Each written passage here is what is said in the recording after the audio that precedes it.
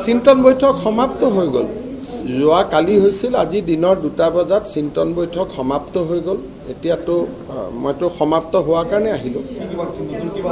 তাত আলোচনা এনেকুৱা, আমাৰ বিধানসভা নিৰ্বাচনৰ কাৰণে আমাৰ যিমান প্ৰক্ৰিয়া থাকে, মেনিফেষ্টোৰ পৰা, কেণ্ডিডেট চিলেকশ্যনৰ পৰা, পাব্লিচিটিৰ পৰা, আমাৰ কেম্পেইনৰ পৰা, কোনে কেইখন মিটিং কৰিব, কি ধৰণৰ ইছ্যু হ'ব, কি ধৰণৰ নেৰেটিভ হ'ব, চৰকাৰৰ কাম কাজবিলাকত আমি আৰু নতুন কি আঁচনি আনিব লাগিব, সেই ধৰণে আমাৰ 51জন প্ৰাৰ্থীৰ জ্যেষ্ঠ নেতা আমি যোৱা কালি দিনৰ 10 বজাৰ পৰা ৰাতি 10 বজালৈ, আজি ৰাতিপুৱা 9 বজাৰ পৰা 2 বজালৈ আমি বহি আলোচনা কৰোঁ।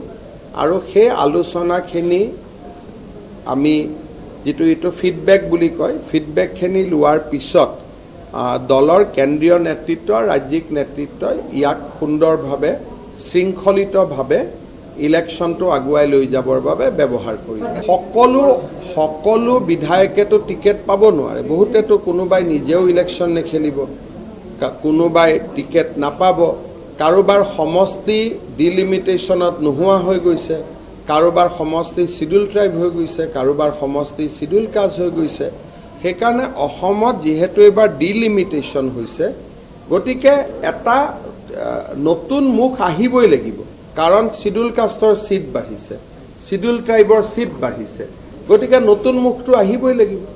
গতিকে নতুন মুখ অহাৰ ৰাস্তাটোতো কোনেও বন্ধ কৰিব নোৱাৰে, নতুন মুখ আহিব।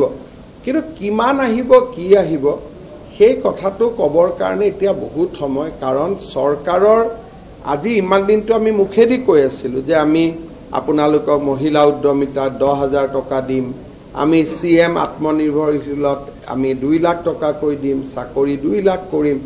আমাৰ বহুত কামটো অহা 15 আগষ্টৰ পৰা আৰম্ভহে হ'ব। গতিকে এতিয়া এই আঁচনিবোৰ যোৱাৰ পিছতহে এজন MLAৰ আমি এছেছ কৰিব পাৰিম যে MLAজনৰ পজিশ্যন ভাল নে বেয়া। আজি যদি এজন MLAৰ 10% পজিশ্যন বেয়াও, তেওঁৰ সমষ্টিত 32,000 পৰিয়ালে অৰুণোদয় পাব, তেওঁৰ সমষ্টিত 30,000 মহিলাই উদ্যমিতা আঁচনি পাব, তেওঁৰ সমষ্টিত 30 কোটি টকাৰ ৰাস্তা হ'ব, তেওঁৰ সমষ্টিত 800 ল'ৰা 600 ল'ৰাই CM আত্মনিৰ্ভৰ অসমৰ আঁচনি পাব।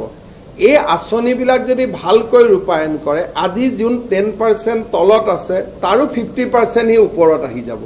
সেইকাৰণে বিজেপিৰ টিকেট কোনে পাব, কোনে নাপাব, চৰকাৰী আঁচনিখিনিৰ সফল প্ৰয়োগৰ ওপৰতে নিৰ্ভৰ কৰিব।